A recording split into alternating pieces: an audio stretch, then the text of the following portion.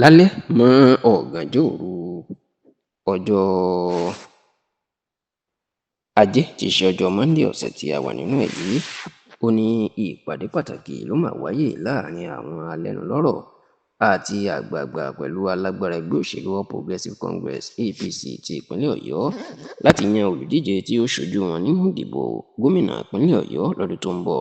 tó sì jẹ́ pé ìyàwó gómìnà àná ní ìpínlẹ̀ Ọ̀yọ́ olóògbé Isiaka Abiola Ajimobi, ìyún arábìnrin Florence Ajimobi, òun gan ni ó gbàlejò ìpàdé náà tó jẹ́ pé ilé ẹ̀ ni wọ́n ti ṣe ìpàdé ọ̀hún, ìyún ilé ẹ̀ tó wà lágbègbè Ìkòyí ní ìpínlẹ̀ Èkó. Ẹ rántí pé ètò ìdìbò gómìnà ìpínlẹ̀ Ọ̀yọ́ ó jẹ́ ọ̀kan lára ìtàwọn èèyàn tá ń fojú sọ́nà sí,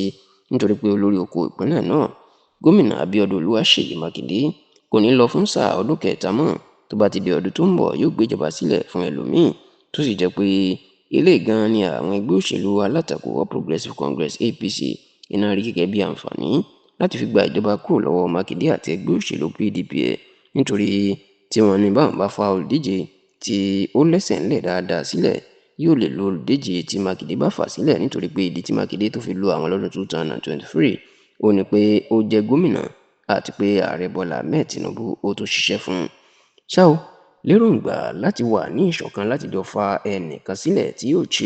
yóò gba tíkẹ́ẹ̀tì gómìnà ẹgbẹ́ òṣèlú APC ní ìpínlẹ̀ Ọ̀yọ́ ni ló jẹ́ kí wọ́n máa ṣe ìpàdé alágbára lọ́jọ́ Monday ọ̀sẹ̀ tá a wà yìí ní ilé ìyàwó Ajímọ̀bí tó wà lágbègbè Ìkòyí lẹ́kọ̀ọ́, tí tẹlifíṣàn Yorùbá Tòótọ́ sì gbọ́ pé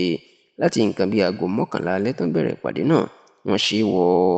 nǹkan bíi aago 2 ọ̀gànjọ́ òru ni. Ẹ gbọ́ pé àwọn tó wà nínú ìpàdé náà àwọn ni ẹni tí ó ti fi ìgbà tó díje du ipò gómìnà ìpínlẹ̀ Ọ̀yọ́ lábẹ́ ẹgbẹ́ òṣèlú APC lọ́dún tó kọjá, Sẹ́nitọ̀ Teslim Fọlárìn, igbákejì gómìnà ìpínlẹ̀ Ọ̀yọ́ àná ìyún Adérẹ̀mí Ọláníyan, ẹni tí ó ń ṣe tó jẹ́ sẹ́nitọ̀ tí ó ń ṣojú Ọ̀yọ́ North ní ìgbìmọ̀ asòfin àgbà l'Àbújá, Sẹ́nitọ̀ Abdulfatai Buhari, àti sẹ́nitọ̀ tó ń ṣojú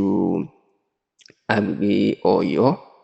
East nílé ìgbìmọ̀ asòfin àgbà l'Àbújá, Sharafadeen Ali òun náà wà ńbẹ̀. Bákan náà ni alága ẹgbẹ́ òṣèlú APC Moses Aláké Adéyẹmọ wà ńbẹ̀. Àwọn míì tó tún wà ńbẹ̀ ó ní àwọn bíi